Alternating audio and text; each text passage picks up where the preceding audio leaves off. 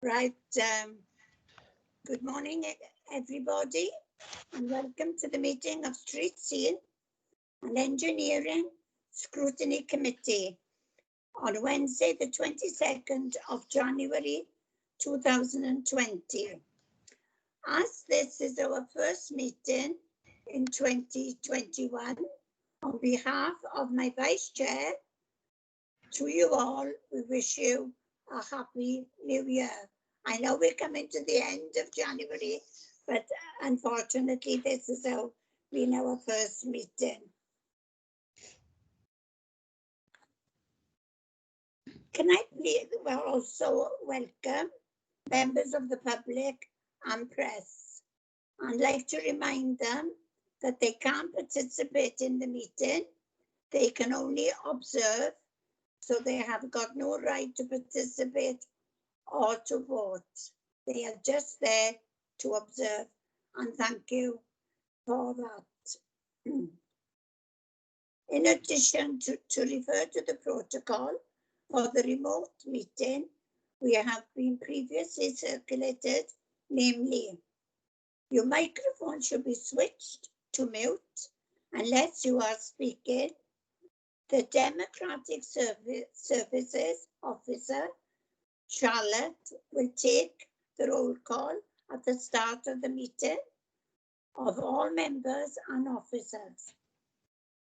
Should you wish to ask a question, to make a comment, can you please indicate either via the chat function or by raising the electronic hands via Teams. I will assume that you have all read the paperwork before us today, prior to the meeting. When speaking, please introduce yourself. The first item on the agenda to do a roll call. I am Councillor Sheila Benry, the Chair. I am present. I will now call on Charlotte, the Democratic Service Officer, to take the roll call. I hand over to you, Charlotte. Thank you, Chair. I appreciate that. I've marked you as present, Councillor Penry. So if I move then on to the Vice Chair, so Councillor Rob Wood. Present. I've had apologies from Councillor Angharad Aubrey, and I've also had apologies from Councillor Charlotte Goldsworthy. Councillor Jeremy Haley. Present. Dennis Keogh. Councillor Adam McGrath. Present. Councillor Chris Jones. Present. Councillor Wyndham Griffiths. Present. Councillor Rosalind Davis. Councillor Joe Hale. Present, Charlotte. Councillor Simon Niall. And then if we move on to Cabinet members, Councillor Doreen Jones. Present, Charlotte. Councillor Annette Wingrave. Present, Charlotte. And Chair, we also have Councillor Carol Clement Williams in attendance as well on behalf of the budget report. So Councillor Carol Clement Williams. Yes, I'm here, Charlotte, and I'd like to thank the Chair for allowing me to sit in on the meeting today. And if we move on to officers, Nicola P.S. Can I give apologies for Nicola? She's tied up in a gold meeting with the incident up in Skewin today. Yes, of course, thank you. Mike Roberts. Present. Dave Griffiths. Present, Charlotte. Peter Jackson. Present, Charlotte. Is there any other officers or members that I've missed out at all? No, I think you're okay. Yeah, Chair, I think that's everyone. Thank you. Right, we move on now then to Chair's announcement. We have two items for scrutiny that is on the scrutiny agenda, as well as items for the Cabinet Board. We have decided not to scrutinise any of the items, therefore, sorry about this. We are happy with the recommendation of the Cabinet Board papers, and I've decided not to scrutinise any items thereof. So we move on now then to item 5, and that is the Neath Port Talbot vehicle, electric vehicles. Who's the officer? Does the officer wish to say anything on this matter?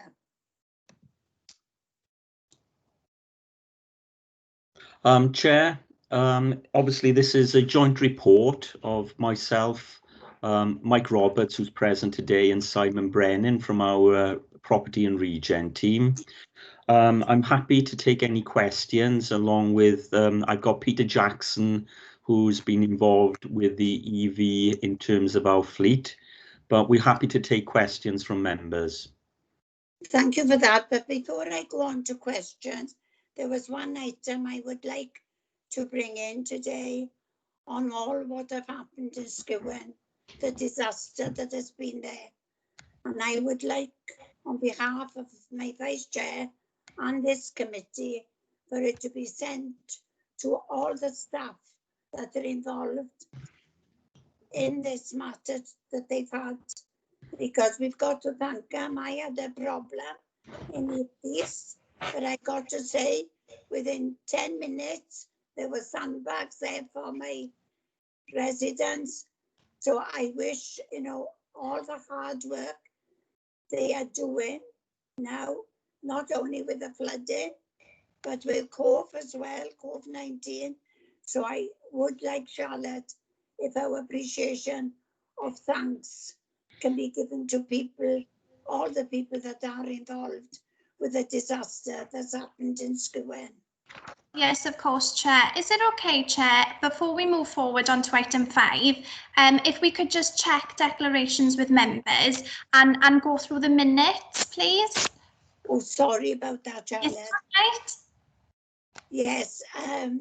Item 4, please attach minute approval of 22nd of July 2020 to 20th of November 2020.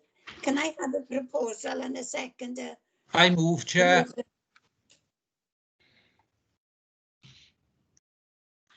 And a Can I have a seconder? seconder?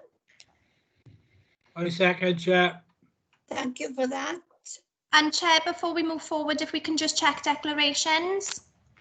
And is there any declarations of interest on anything that we have decided to scrutinise this morning?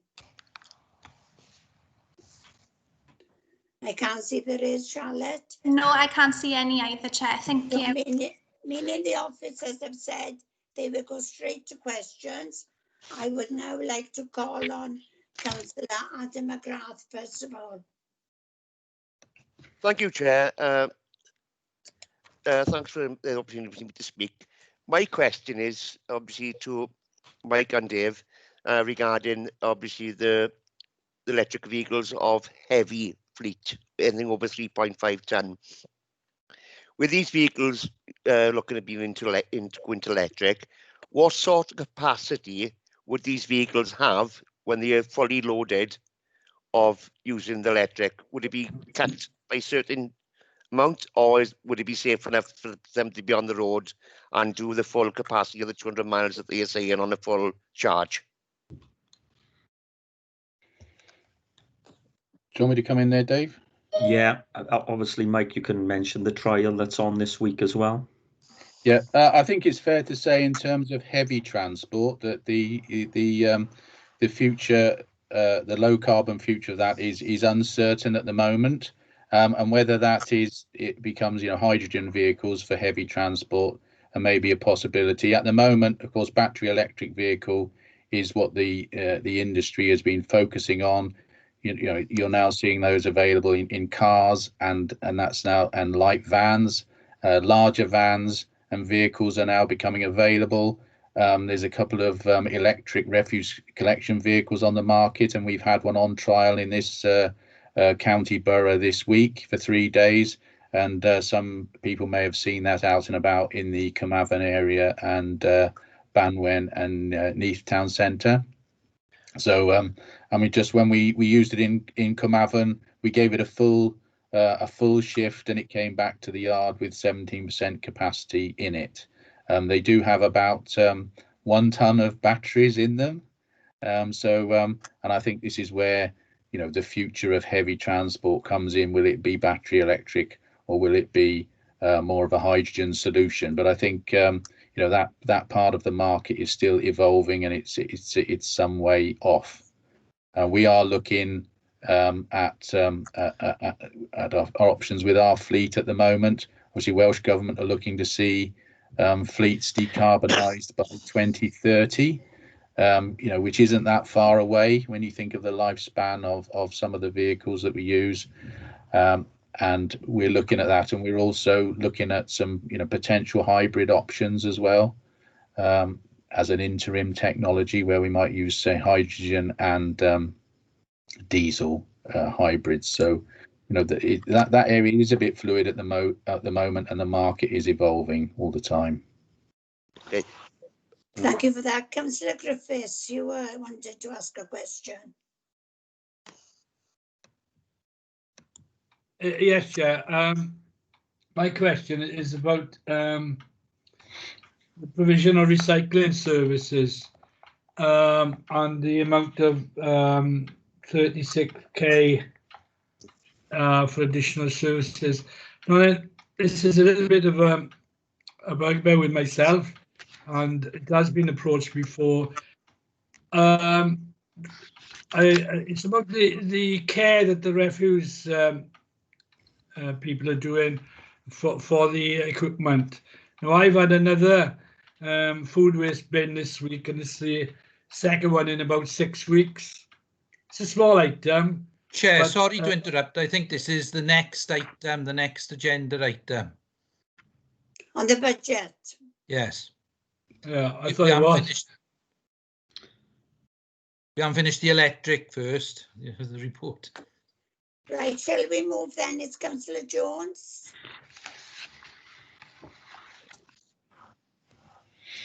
Right, I go to Thank my you, Chair. Question. Yeah, thank you, Chair. It's on the electric, it was.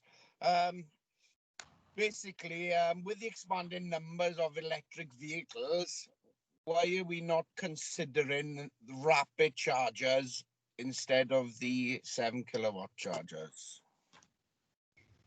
Thank you, Chair. Peter, would you like to come in on this? The reason being is that most of our vehicles sit down overnight, so we've no reason. We've looked at the usage of the vehicles, and currently, you know, sort of the vans are given about 110, 115 miles. Very few of the vans go over that distance. So when they come back in the afternoon at about 4 o'clock, they've got plenty of time to charge, which is a trickle charge, which is less savage on the batteries. By rapid charge, and it will degrade the batteries quicker. So at the moment, you know, sort of the power we've got, and on the little map in the back, you can see we're looking at expanding it.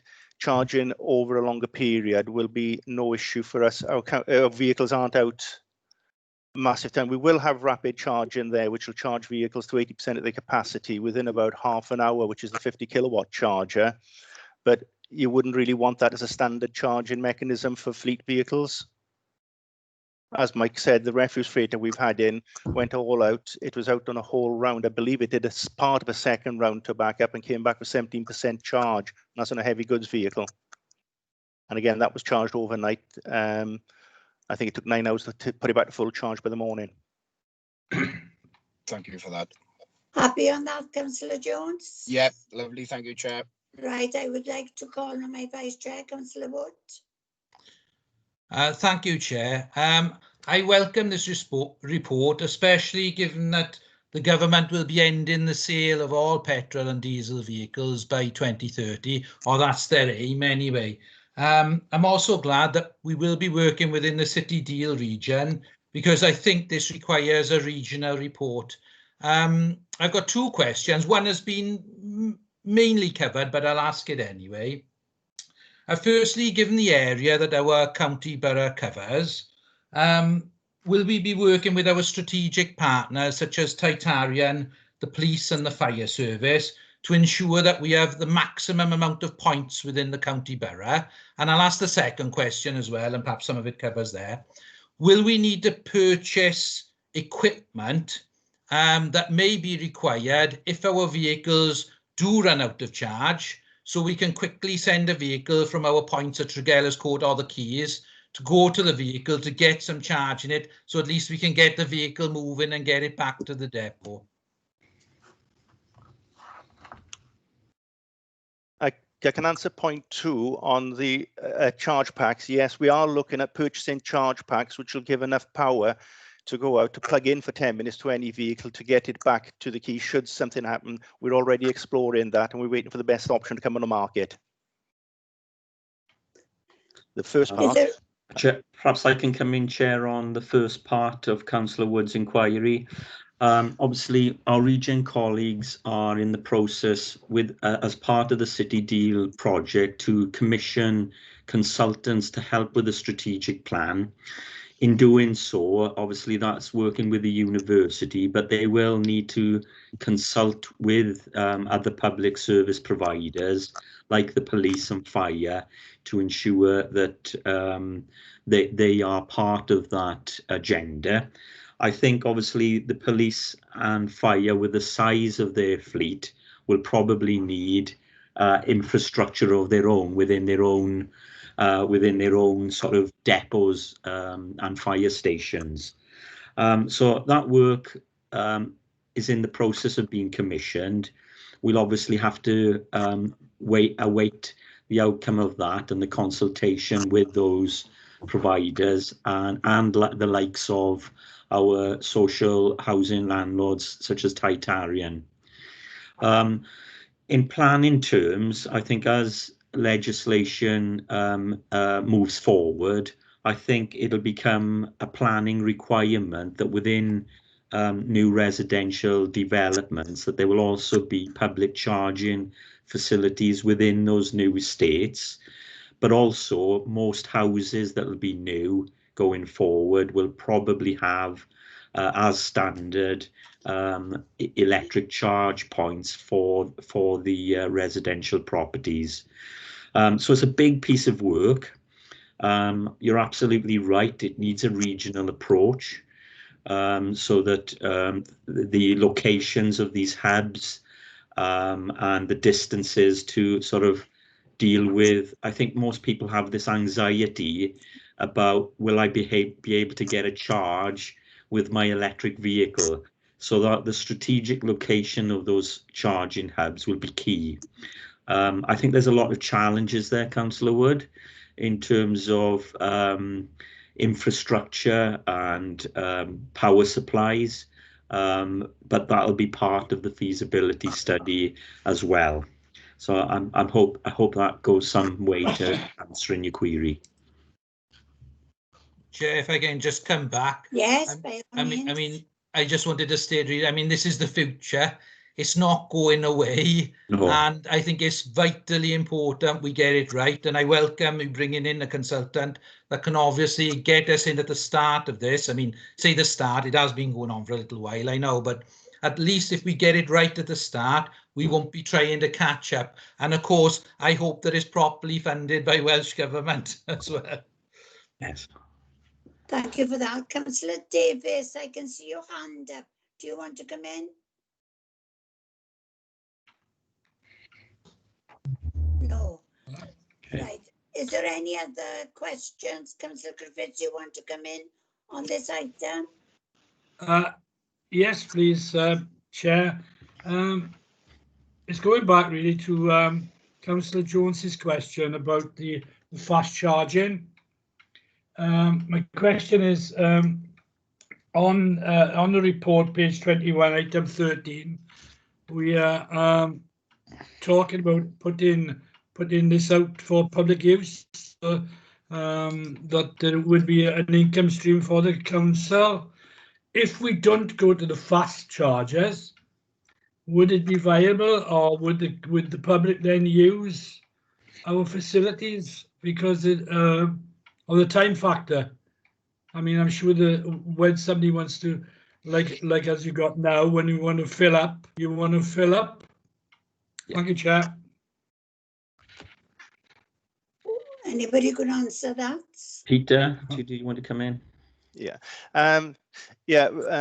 Thank you for that. Yes, we are aware of that. That's going to be a little way off. What we're looking at the moment, this is when I wrote the report, was based around our fleet vehicles and their usage. We're looking at part of the plan on the bottom of the report where you can see the little red triangle of opening that up to the public in future. And as you rightly say, it will depend what the requirements are there. And they would be fast chargers, I would suggest, down there. It would also sort of depend on the power we got available as well, because there's only a fixed amount of power that you can draw down from the grid. And yes, it would look at income generation, but that is a little way off. And, you know, sort of obviously sort of, I think we'll be probably coming back with another report in a couple of years once we've got all the basics installed and we're up and running to the capacity we can for the council fleet. I suppose to add to that, obviously staff will also have electric vehicles in the future, and there'll be an opportunity as part of that charging infrastructure for staff to also charge their vehicles. Obviously there'll be a tariff, but that facility will also be there for staff is the long-term plan. Thank you for that. Chair, Is there any other questions? Councillor Hurley, I think, wants to come in. Chair, as well, Mike Roberts had his hand up. I'm not sure. Yes, I was just going to come into Mr. Roberts now. I'm just going to add to my colleague's comments, which is probably worth mentioning. I mean, our fleet manager is actually the chair of the Welsh Public Sector Fleet Group at the moment, on which fire and police and others are represented. And so we're very well placed to work with others. And that group, and as being part of that group, he's also working with the Welsh Government Energy Service and others in Welsh Government on how we move to change the fleets over in the public sector over the next 10 years.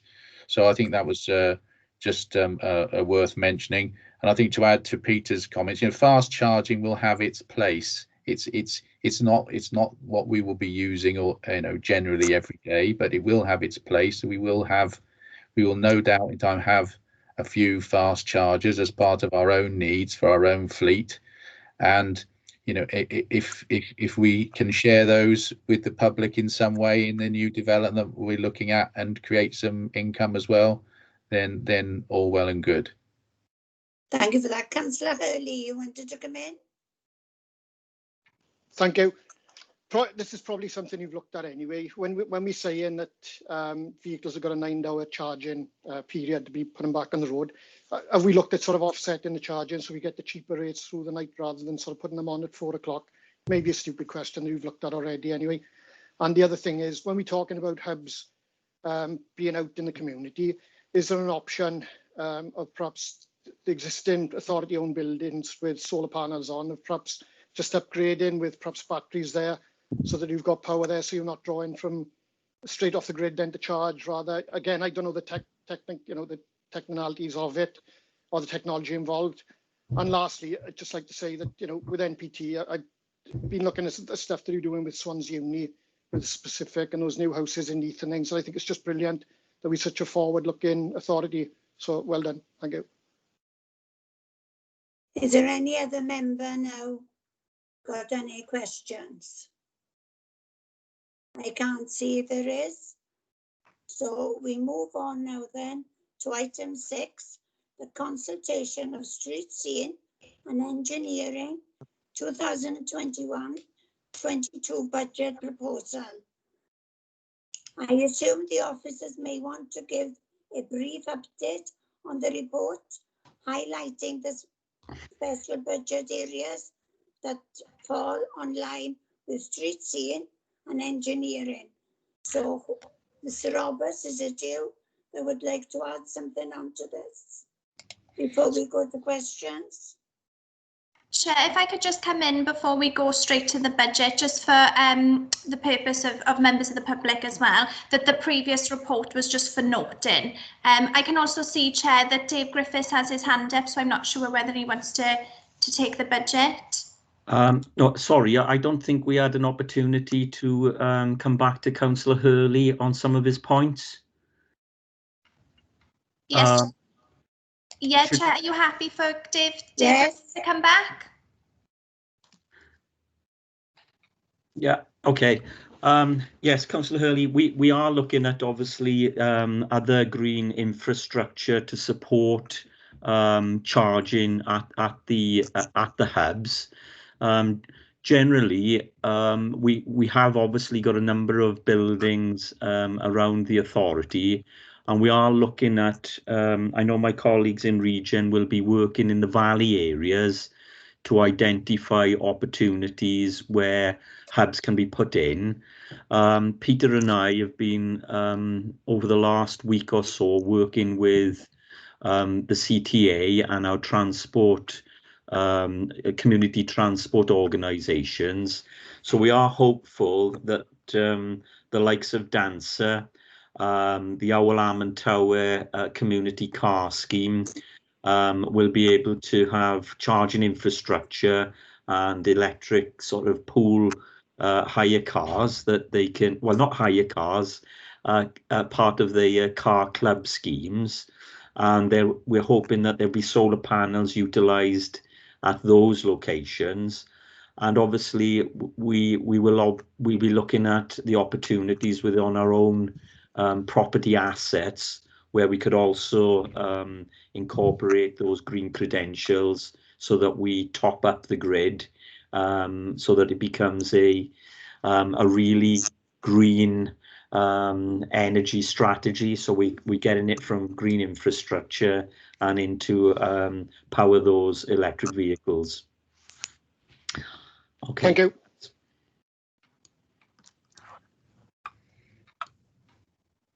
Right, which officer now will take us on the budget? I'll start if that's okay, Chair. By all means. Okay. The first part of the report is a reflection of what's been in the main cabinet report, setting out the overall position within the council. So I won't dwell on that part of the report too much. The main part, in terms of additional detail for scrutiny by this committee, is in section 8, which is entitled Opportunities and Threats for Services, which is on page 34. So first point there, the good news is that there are no proposed cuts in the budgets for the street care and transport and engineering divisions. So that's everything that's covered by the remit of this scrutiny committee. The cabinet report sets out that there is a budget pressure of £400,000, and this report gives more detail on that. I set out there three main areas for that pressure.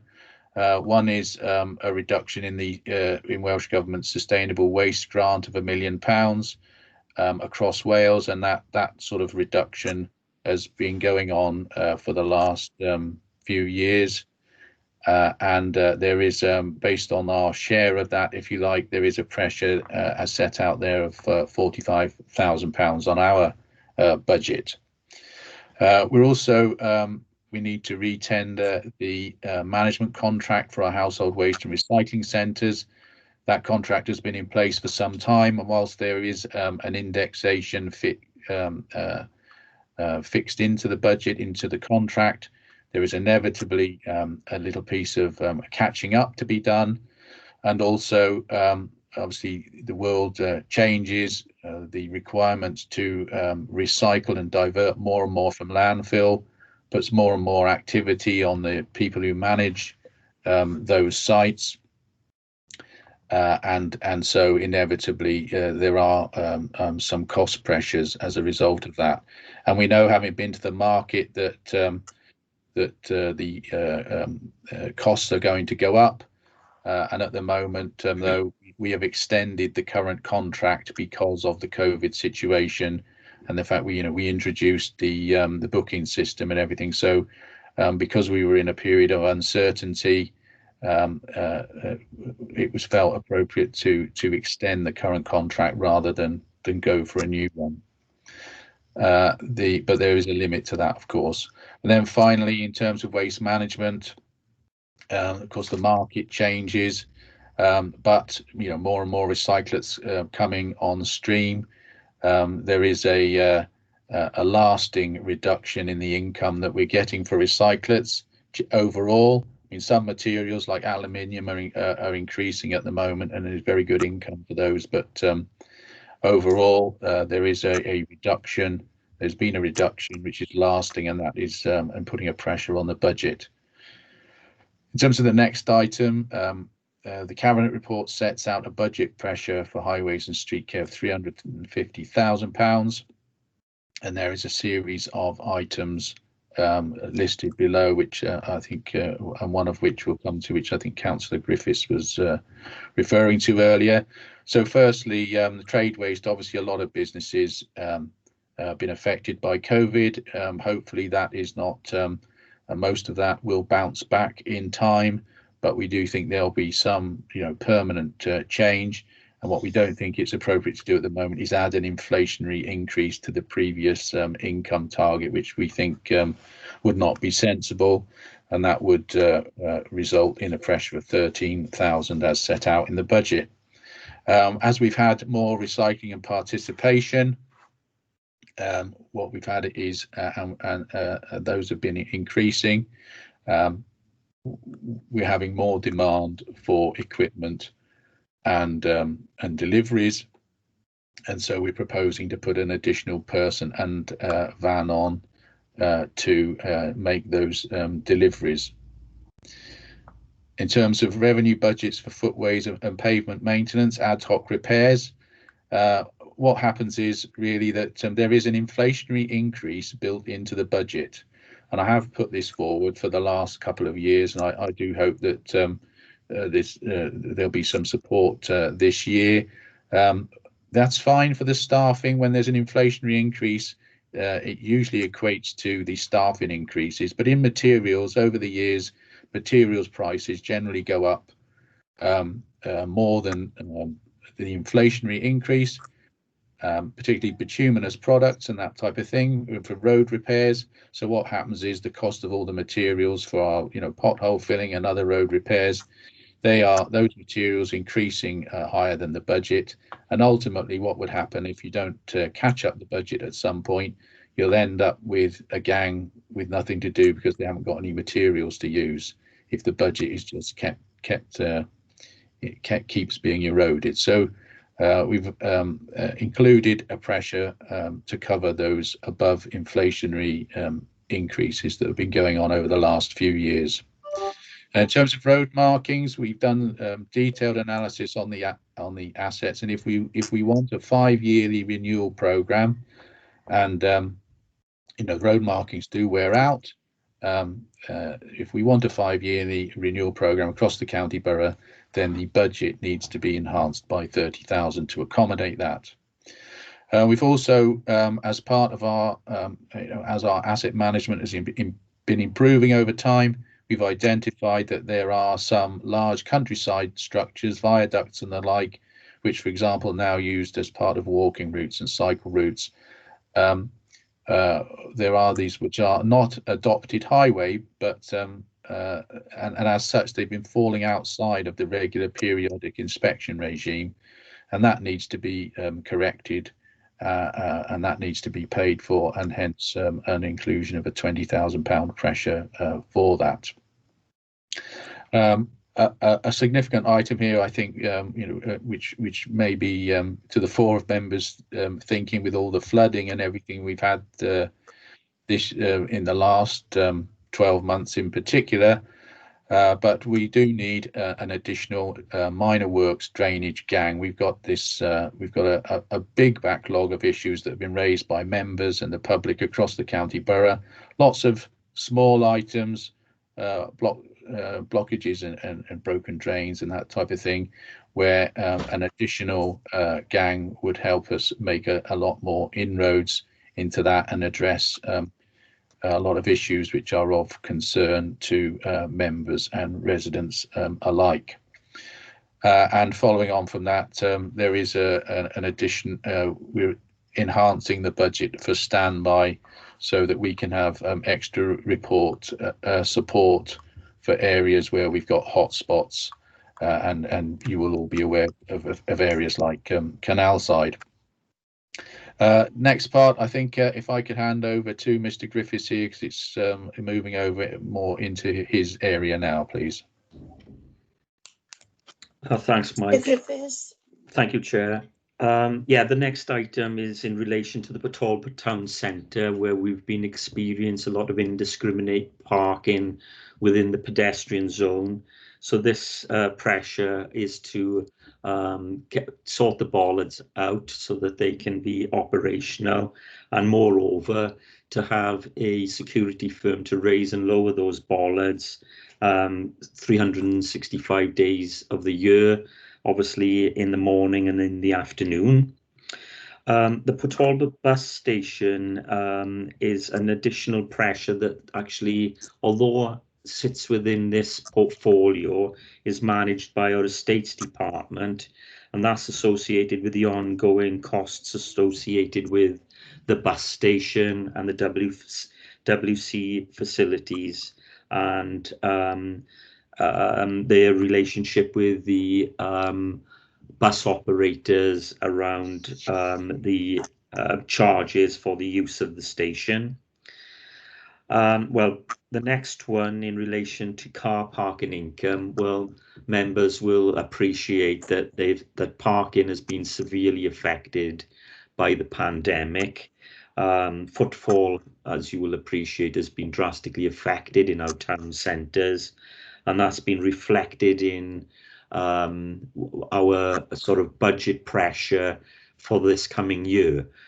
Obviously, we hope with the rollout of the vaccine that things will gradually improve, but nevertheless, we think that there will be an under recovery of income within the parking account as we move through this the next financial year. And then finally, there's been some changes by the Chancellor announced back in the budget of 2020, where red diesel will end from 2022. Now, we have a number of street care vehicles that use red diesel and some small plant and equipment. So this will have a knock-on effect of a pressure that we need to address in those areas, as set out in the report at 48k, where we'll need to replace parts of those equipment. And of course, we won't be recovering the fuel duty costs in future. I'm not sure, Mike, if you're coming back in on the commentary on the reserves position. Yeah, I'm happy to do that. So that's okay with you, Chair? Yes, by all means.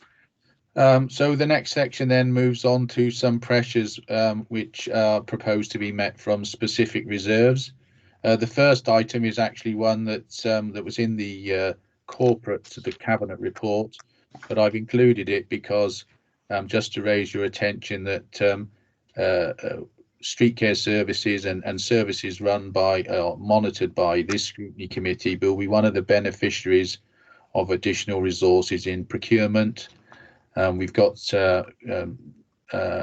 we do have a lot of support needed from the procurement section, and they do have limited resources, and with the insourcing of the transfer station, we've got a number of contracts there that need to be migrated over into the under the council's processes and procedures. So I've just included that one there, so you can see that that corporate proposal will impact and assist us. The pilot absorbent hygiene products collections, that has been to this committee before and is pending the delivery of vehicles which are currently on order, and that funding will help with the rollout of that. we are programmed to have a major review of the council's waste strategy in 2022 to ensure we're on track to deliver the 70% target in 24-25. And as part of that, we're intending to do another sort of composition and look at participation as well, if possible, so that we've got more information to bring to you as part of the deliberations in that review process. And the last item there, again, if I could just pass back to Mr. Griffiths, I think that's his team there on the highway IT costs. Thanks, Mike. Yes, this is a one-off cost for our highway development control team. It's associated with the new functions for the SARB, which is the Sustainable Urban Drainage approval body linked with new development. And this is to purchase software models to enable enforcement appeals and inspections as part of the council's IDOC system. And then finally, there's the issue around ongoing or future income generation strategies that will be overseen by this committee. Obviously, there's going to be impacts on the telephone call centres, accessing street care and parking services, and some of our other services within environment. And we have some pressures around advertising and sponsorship. And of course, the environment will be involved with the corporate working group on income generation.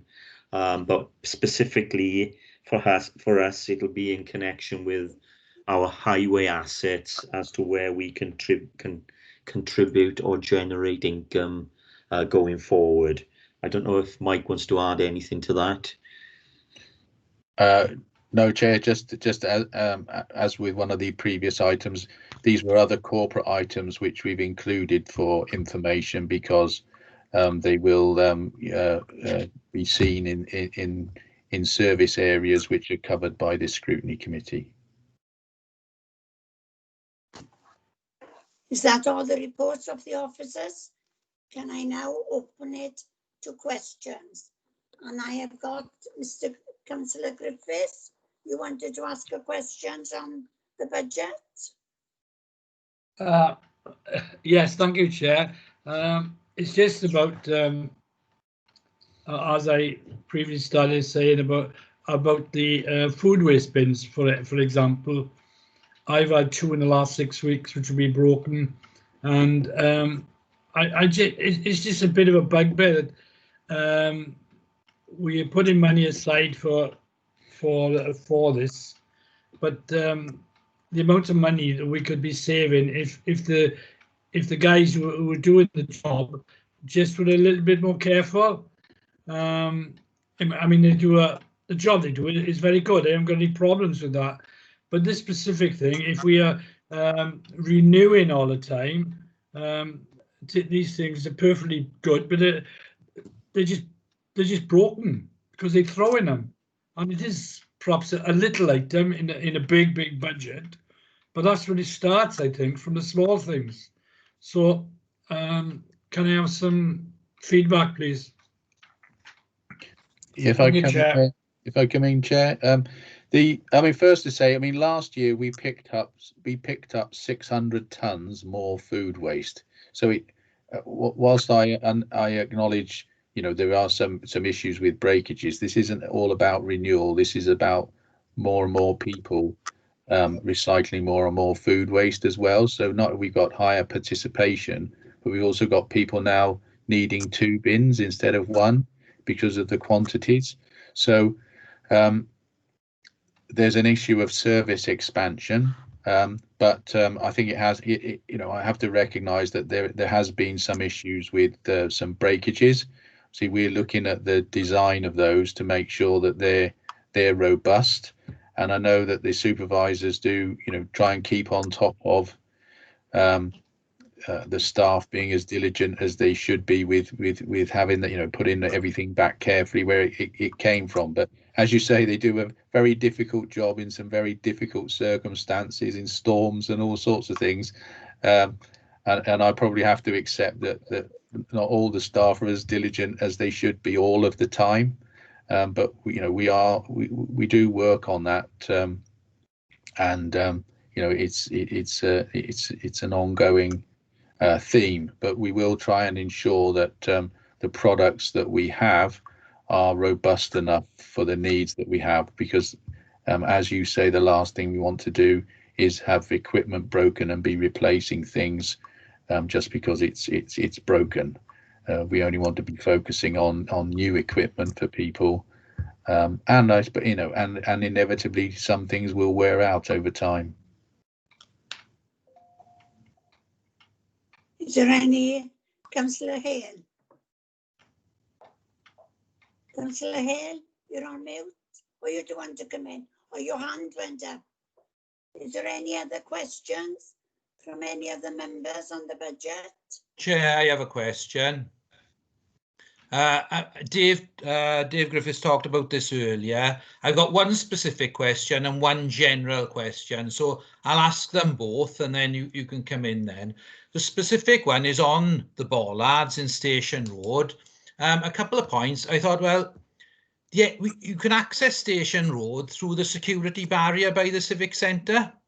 So, you know, I question the need for bollards at all. Secondly, could this possibly be done via a grant to the bid, or Viva Port Talbot as it's called, rather than us get involved in contracting a security company?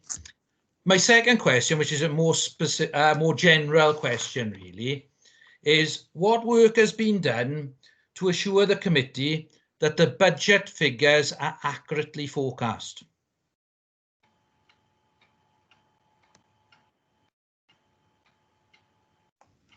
Mr. Griffiths, are you answering, or Mr? No, I'll come onto this, Chair. In terms of the budget, we've actually had a formal quotation from the security firm that manages the bollards over at Neath Town Centre. So we've got a quote in relation to the costs for per annum. Plus we have to do some repairs to the existing bollards. In terms of the bollards themselves, we have to keep one of the areas unbollarded, as it were, because it's the means of emergency access and exit if should there be an incident in the town centre when they are raised. Obviously, the emergency vehicles will access through the area that you mentioned in terms of no bollard position, but we will be inspecting. Obviously, we've inspected those bollards and we'll be undertaking repairs so that can function properly. I'm not sure if I caught all your questions there. Have I? Was there another? Sorry, yeah, Councillor Wood. The second question basically is a more broader question, and it's what work have we done to ensure really that when we've had these budget forecasts and pressures, how accurate they are? Yes, as I say, we've had a formal quotation based upon the cost that it costs us at Neath Town Centre. Yeah, sorry, Dave, to cut across here, but what I'm sort of saying is, as a more general question, all the budget pressures that have come through, what have we done to sort of say, you know, to make sure that the different departments over within Streetscene have got the figures accurately forecast, and that there's not going to be wild differences between, say, what the parking pressures are, etc. You know, have we gone to a third party to say, are these figures acceptable before they come to the committee? You know, what assurances have we got? Well, within my own service area, obviously we've based our estimates from formal estimates on the Saab and highway development software, the likes of the bollard management, the car parking budget. We've scrutinized that with the director of finance and his group accountants. I have some concerns around the recovery of parking income. It's very difficult to gauge on the uptake on that, but it's a little bit of an estimate in terms of the parking income, if we've been honest. The finance director believes that come the autumn we'll be in a better position than we were during the course of last financial year, but we will need to monitor the parking income very carefully.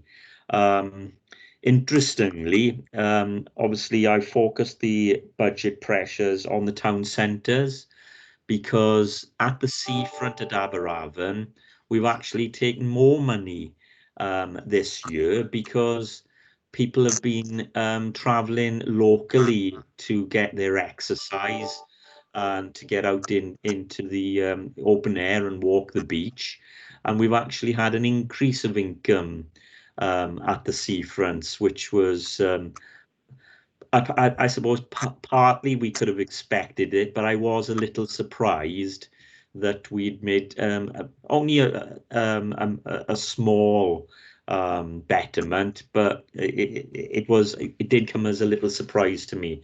So really, it's the town centres is where we're concerned, and if I'm being honest, it is an estimate based upon what we've experienced through the pandemic since last March, that we've based that estimate. I don't know if, Mike, you want to come in on any of the other points around the budgeting pressures and how we've arrived at those figures in the street care area. No, I think following on from what you're saying, David, a lot of the items there are very accurately calculable, if you like. So the drainage team, for example, we know the cost of a JCB and a vehicle and the team, and there is a slight estimate on the material usage, but we do have another gang that we can take the costs from. So there are other things. The inflationary increase on the trade budget, that is the increase that the corporate finance would have applied to that budget if we didn't. So there are a lot of the things are accurate. Let's talk road markings, for example. We know how many road markings we've got, believe it or not, and we know how much it costs, and we can work out what a five-year cycle is. There are some other things which are a little bit more variable. So, for example, the income for recyclers.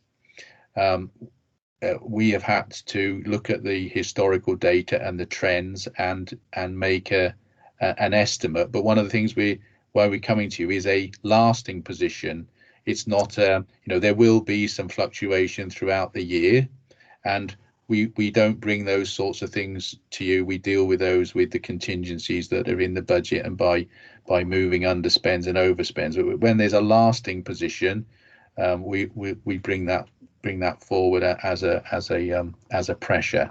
So yeah, I can't tell you exactly what's going to happen, or anybody, with recycler income over the next 12 months, but we do know from the trends and from the historical data there is a lasting reduction, and so we've aimed to address that. So but it can't be 100% accurate, because none of us have got a crystal ball. Thank you for that, Mr. Roberts. Are you happy on that, Councillor Wood, or do you wish to come back? No, I think the questions have been answered quite substantially. I can't see any other hand up to ask any more questions. I can see Councillor Penry, Councillor Hurley's hand's up, but I think it might be a previous hand. Councillor Hurley, do you want to come in? Yeah. I can't see your hand. Councillor Hurley it is. I think it's just a previous hand, so if you could just take it down. Yep, sorry. Right, thanks for that. Recommendation, this item is for notice. Can members highlight now whether they have any other proposals or income generation of savings that they wish to raise before the meeting comes to a close? I can't see that there is. So as you know, item 7, we have scrutiny have decided not to scrutinize the items on the cabinet board papers this morning. Traffic regulation again under the cabinet board. We are quite happy on the recommendation the cabinet board have put forward. Item 8, forward work programme. This is for noting. Urgent items, I have none. Before I close the meeting, I wish to apologise at the very beginning as chairman that I missed out the declaration, but I did panic when I couldn't get back on Teams, but there are these things to happen. I put the meeting to a close. Please note that joint cabinet, street scene and engineering scrutiny committee will take place at 1:30 this afternoon. And that ends the meeting. So I wish you all the best and see you all this afternoon. Thank you, I Chair. close the meeting.